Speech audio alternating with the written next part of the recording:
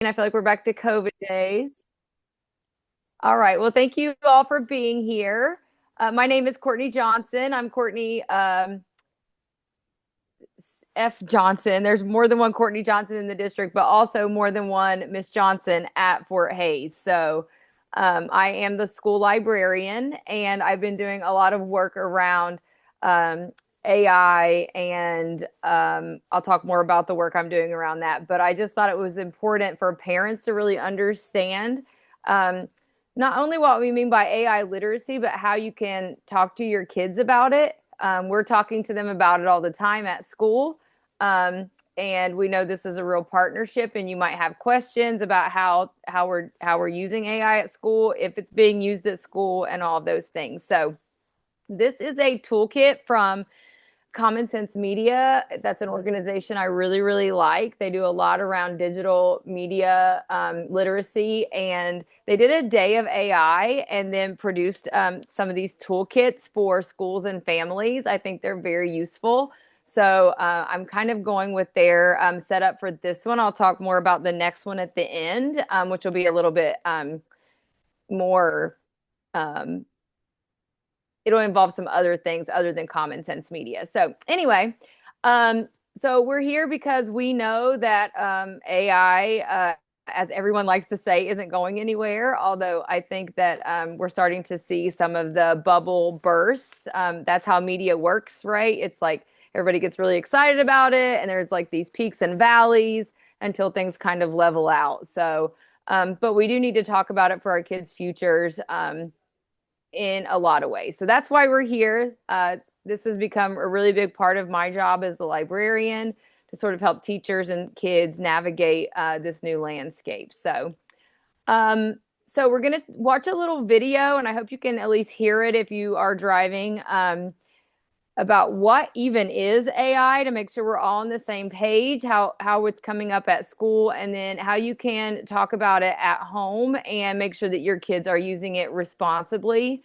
That is the big thing, is the risks that come along with it, and that is something we will get into even more next time. So we're going to start.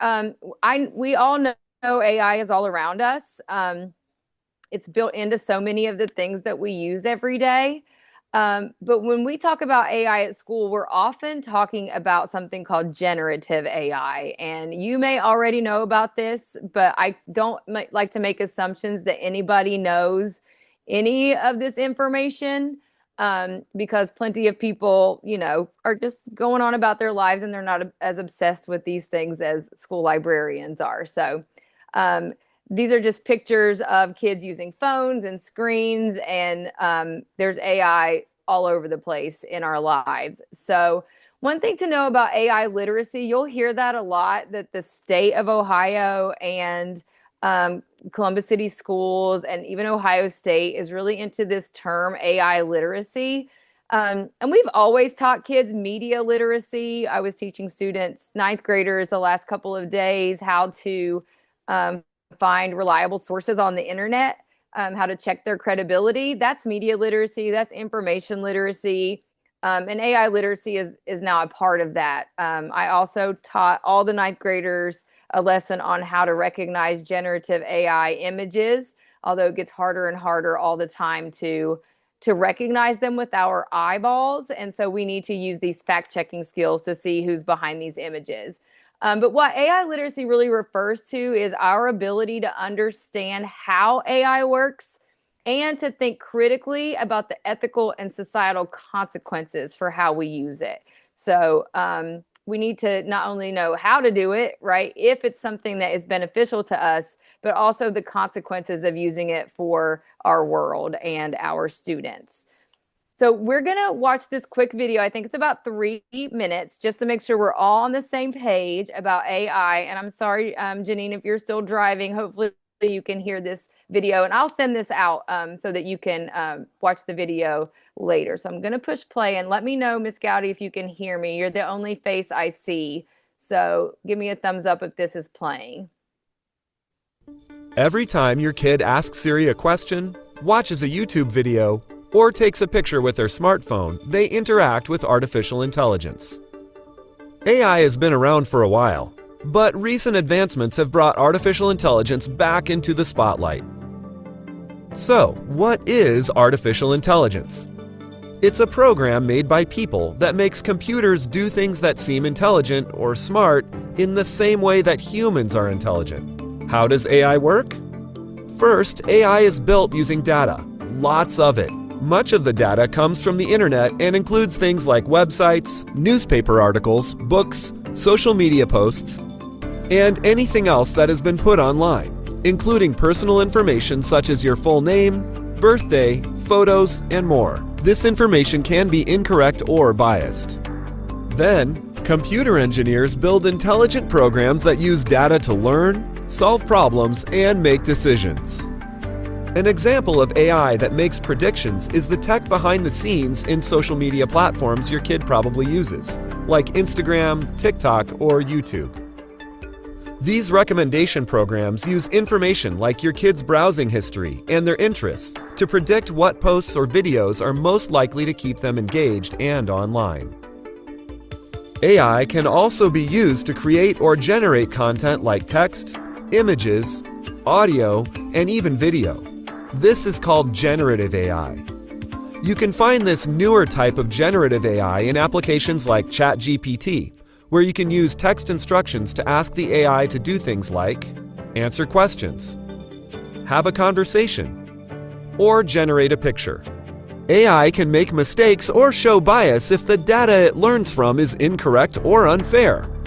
Bias means favoring or discriminating unfairly against a person, group, or idea. AI isn't limited to just making predictions or generating content. It's called artificial intelligence because it allows machines to do things that seem human. This includes learning. A digital map may learn which routes have less traffic at different times of day. Perception. Smart assistants listen to voice commands and use AI to interpret the instructions you give them. Natural interaction. AI chatbots mimic how humans speak to simulate conversations. And reasoning. Self-driving cars use sensors to perceive their environment and make driving decisions like how fast to go or when to stop. As you can see, artificial intelligence is being used in a lot of things, and it's already embedded in many of the digital spaces you and your kid navigate every day. So, the next time you have a tech talk with your kid, ask them, what excites you and what concerns you about AI? And to find out some answers to these questions, check out our toolkit.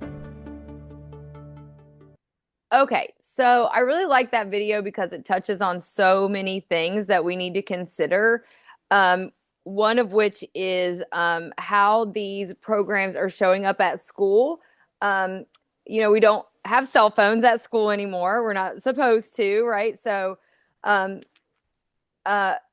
your students probably have a lot more access to AI on their phones than they do on their Chromebooks. And that is because of a couple of things. Number one, our school district has not yet approved any AI software. So I'm going to put this link in the chat. Sorry, this is a lot to manage. I forget how to do links in the chat almost. This is the portal where you can see the things that are approved by the district. And some of these software systems or some of these platforms have AI embedded in them. For example, hello, Ms. Shingler, welcome.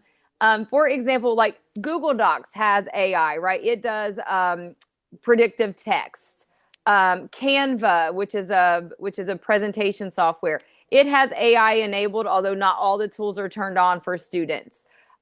We have Copilot. You'll see Copilot on the Microsoft Office, but students, that is not also turned on for students because the district is still working on our policies, procedures, guardrails, and administrative guidelines for how AI is going to work at our school. The state of Ohio is it's called ODO, the Ohio Department of Education and Workforce, will be coming out with a sample policy, a framework for a policy this December. and the school has to implement it for the next school year. So we have to adopt the policy by July and have it ready for next school year. So I am on that AI work group that is meeting to make those policies, procedures, and administrative guidelines.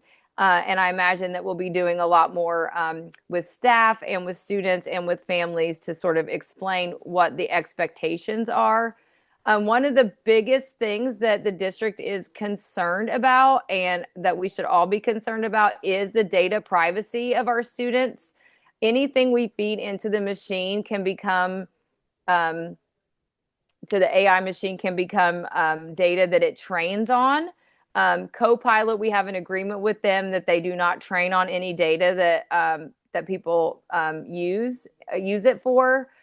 But we have to have those privacy protections with every AI enabled device that we have. So right now, there's not really anything approved for students through this portal, through their ClassLink portal, other than like predictive text in, say, Google Docs, or maybe some, templates and that kind of thing. So your students shouldn't be able to use it at school.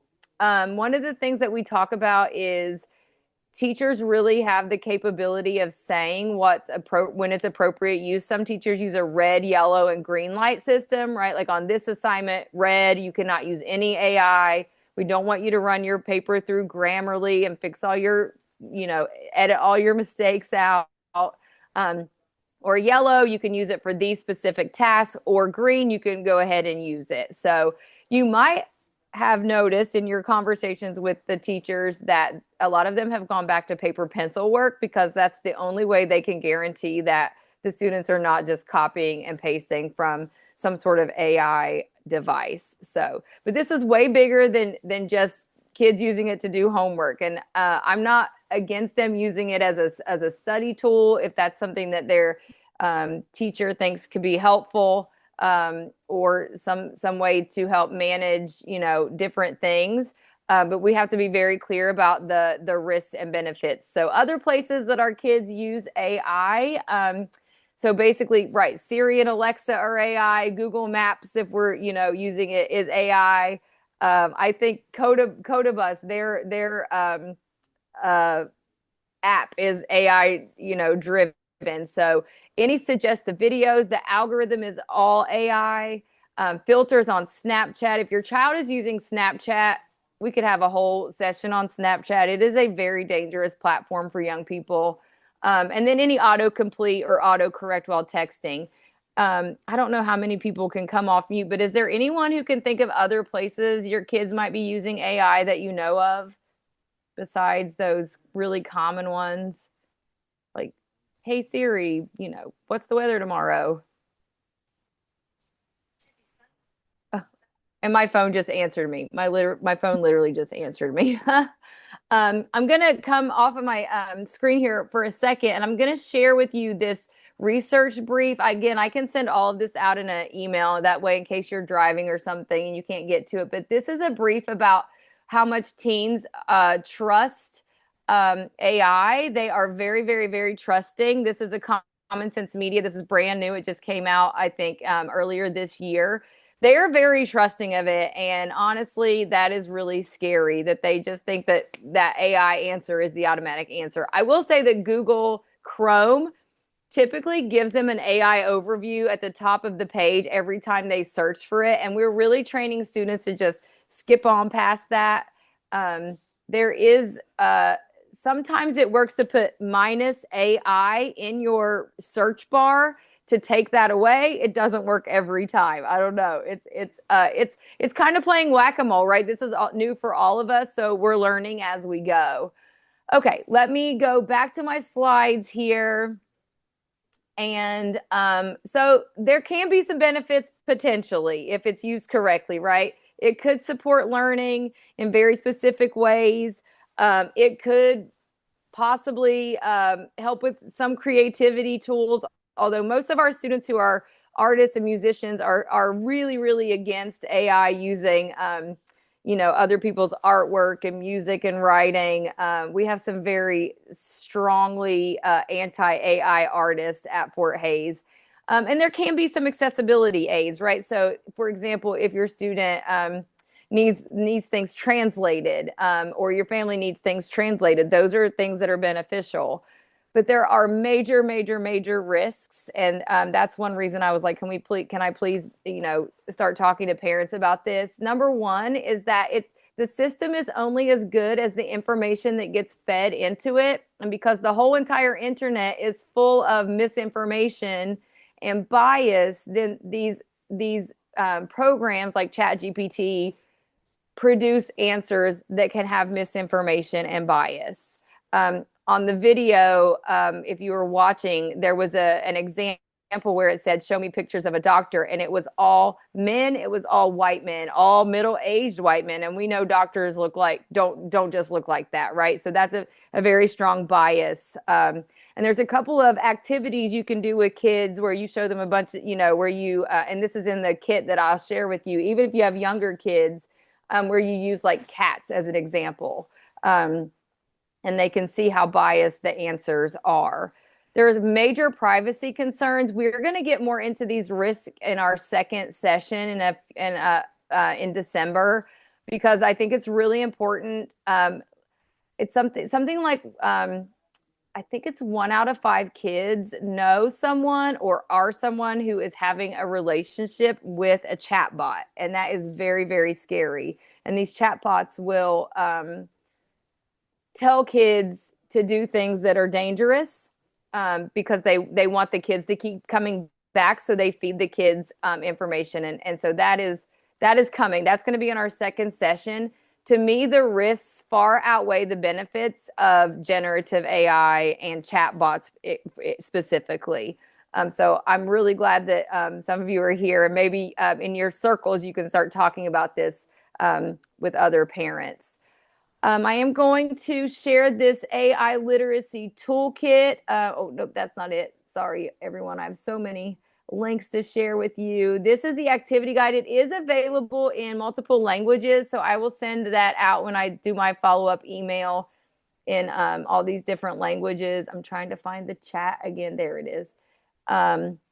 But this is very cool because it has some like conversation cards. So if you just don't even know where to start, I know it can be really hard talking to your kids about how they're using it. They want their privacy. I'm sorry, am I cutting out, Miss Goudy? No, you're Sorry, good. I was moving really funny on the screen, so I thought maybe my internet wasn't working. But these are conversation cards on here, so you could just talk to them like, have you ever used AI to create something? What did you use it for? Are can AI be creative like humans? Do you think AI can make mistakes?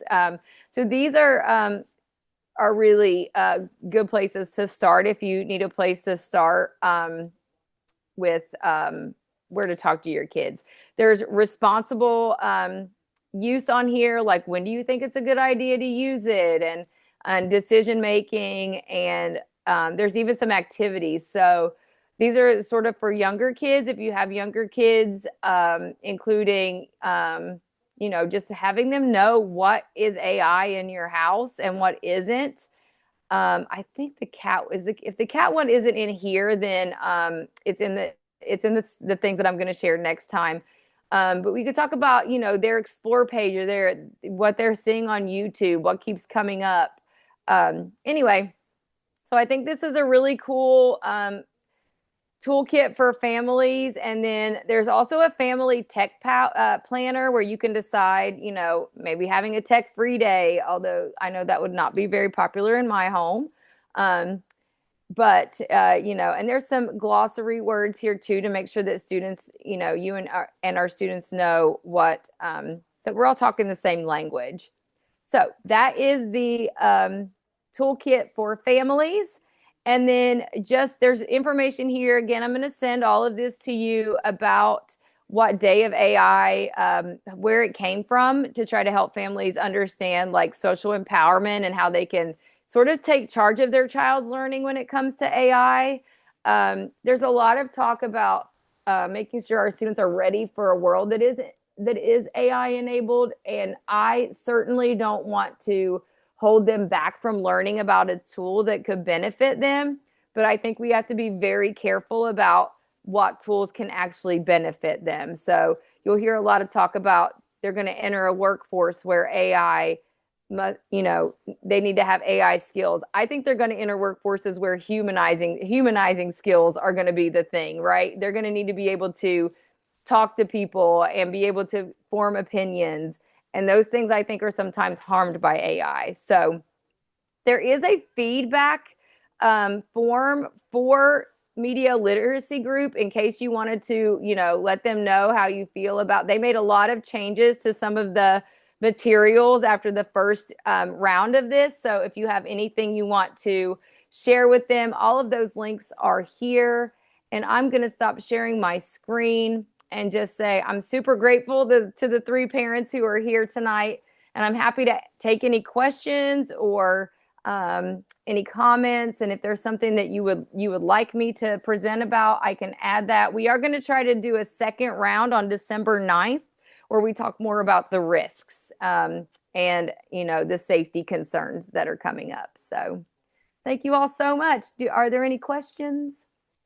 Courtney, I do have a quick question. Yeah. This is Janine, CJ's mom. Yeah. Okay, Hi. so I'm a self-employed accountant and I'm trying to write an AI app and I was going to make CJ help me.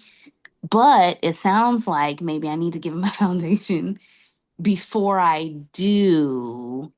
before I start just teaching him how to make stuff do stuff. Yeah, I think these conversations are a good place to start, right? That he knows, what AI is capable of, what, that helping you create an app, is probably different than just using Chat GPT to, answer questions or even have a conversation, right? What worries me even more than kids using this to, take the easy way out on their homework, and I'm not saying CJ would ever do that.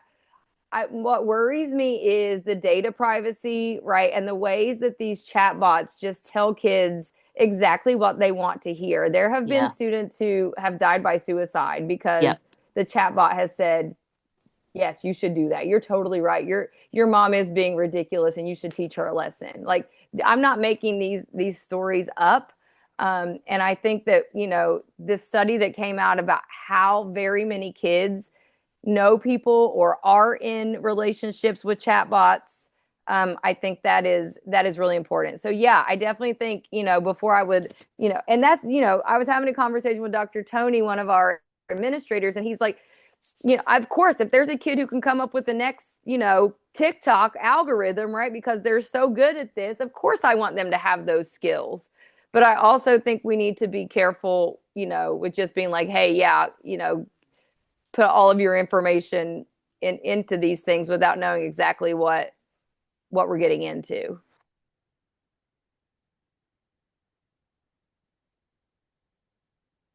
That was a great question. Thanks for that additional feedback. I Is appreciate it. is CJ is he in sophomore English? Is that right? No, he's in humanities. He's in humanities. Okay, I'm going to be getting in so I've had him then with Ms. Rankin's class where we talked about AI. And so I am going to be spending more time with humanities. I just haven't gotten to those two periods yet. Talking about media literacy and that kind of thing. So I'll be working on it too. Okay. I wish he had more Yeah. time for me, but he's always dancing or in a show. Otherwise, this app Well, would be done. that's probably better for him, right? That's Yeah, better true. for him than like sitting in front of a screen trying to, vibe code an app, to be honest. So Yeah, that's yeah, where I was driving to. I'm picking him up from dance at 7. love it. He was so great in Godspell. Thanks. I loved the show so much. Does anybody else have questions for me or things you're interested in that you did or things that you didn't know about?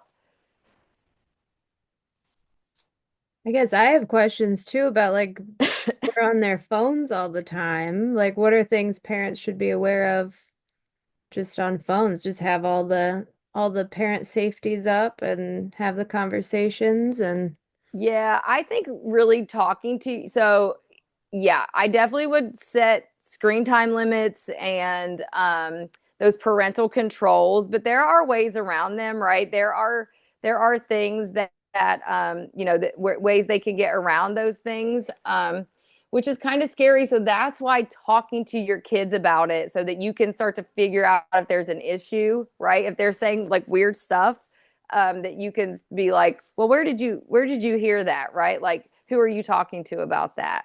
I think that relationship building, those conversations is probably more, more important than anything. I also think, letting them know, like, hey, or just, just asking them, like, are you talking to a chatbot? And if you are, what kinds of things are you talking about?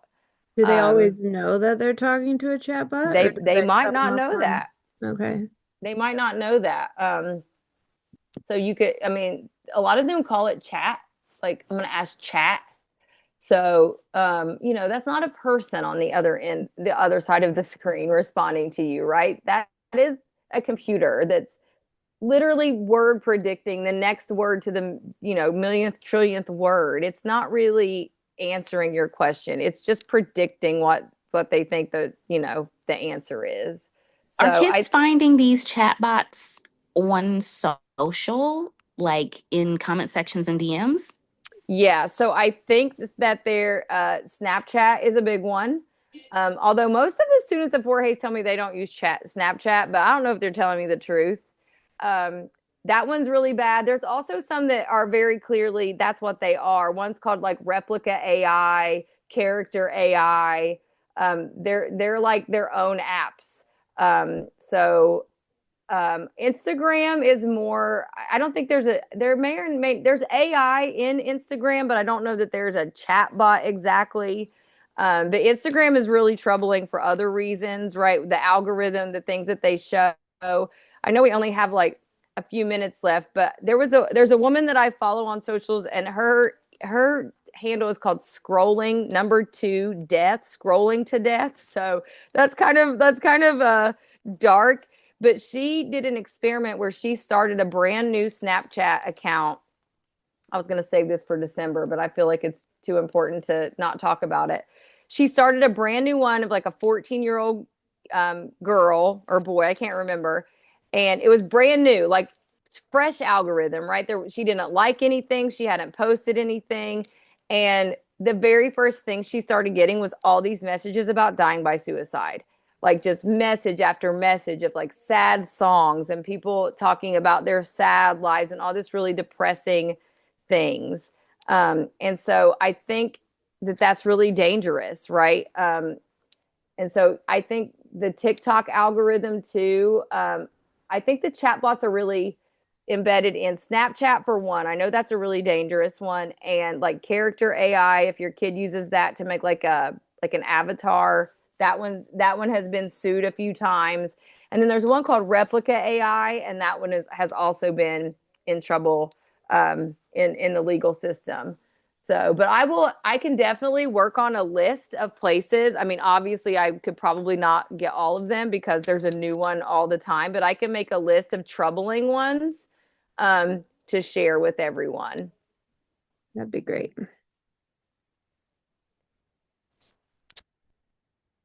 I also think it's important to talk to your kids about like why you don't want to outsource all of your thinking and learning to a chatbot, right? Like that is a concern for teachers, is that the learning has been harmed by the instantaneous message. When I was doing research the last couple days with ninth graders, I was like, this isn't magic, right? There's a system here for these sources to come up when you search for certain things.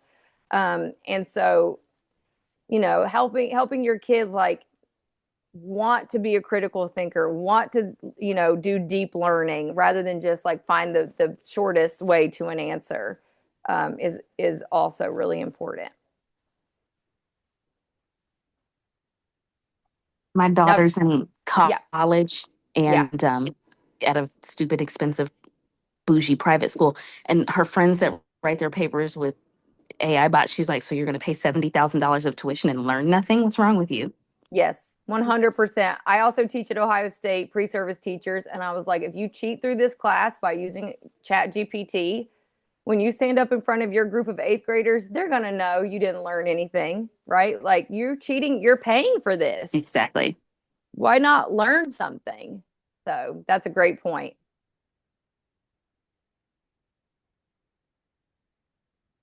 And my thought is like, if there's a job embedded AI that they need to learn. Like my child is in, well, my son, he's 19, he's in college at a technical college, and there is some AI stuff that they do in the construction industry, and he's learning that in his program, right? That's not something for his ninth grade English teacher to worry about or his algebra 2 teacher to worry about, right? That's for his job training. So you might see it come up more in the CTE programs, I think, than you would in like core academic classes in the future. Good to know. Yep. All right. Any other questions, thoughts, concerns? Yes, this was wonderful. Very Thanks, informative. Miss And I'm Goudy. excited for the next one. Yeah.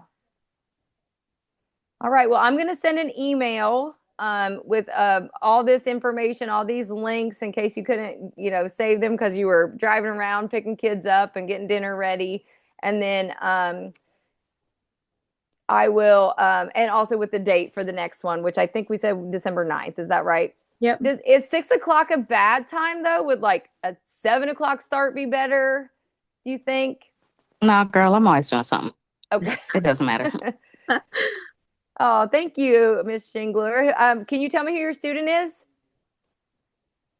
I love the idea of bringing your students along. If you could get them there. Oh, Amelie, hi.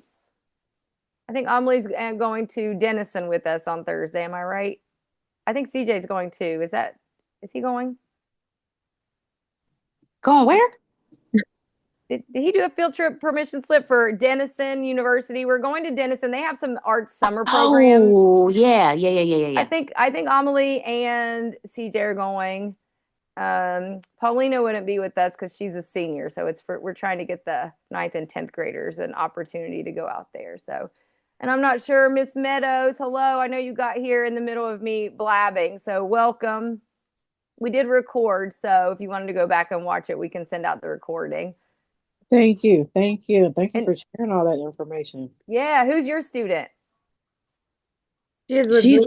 at Fort Hayes. I met you at the wellness retreat. Oh yeah, that's right.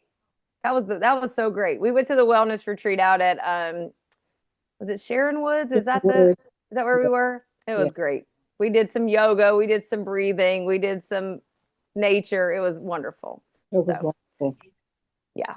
So thank you all so much for being here. I hope you'll come next time and bring all your friends because this is really an important topic and we're all in this together, right? Like this is a whole new world, brave new world out here. And I appreciate you letting me have some time in your evening to talk about it.